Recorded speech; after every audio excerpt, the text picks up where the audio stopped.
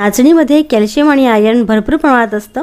नाचणी ही gluten free असल्यामुळे वजनही वाढत नाही, हा याचा खूप छान बेनिफिट आहे। 1 कप नाचणी घेऊन पाण्यात भिजत घातली, दुसऱ्या दिवशी याला मोड येतात। नाचणी रात्रभर भिजल्यानंतर जेव्हा आपण नाचणीतील पाणी काढून टाकू तेव्हाच अर्धा कप तांदूळ आणि अर्धा कप उडीद डाळ आपण भिजत घालायची आहे। नाचणीला बघा थोडे थोडे मोड आलेले आहेत। इडल्यांसोबत खाण्यासाठी आपण खोबरं आणि दह्याची चटणी बनवत आहोत। मिरची, मीठ, साखर, लिंबू आणि थोडी कोथिंबीर घालून ही दह्याची आणि खोबऱ्याची चटणी तयार आहे।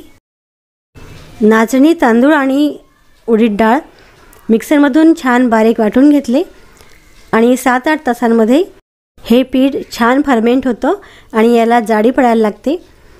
यामध्ये आता आपण मीठ मिक्स केलं आणि इडली पात्रामध्ये ज्याप्रमाणे आपण इडल्या बनवतो त्याप्रमाणे इडल्या बनवून घेतल्या। चॅनलला सबस्क्राइब करा।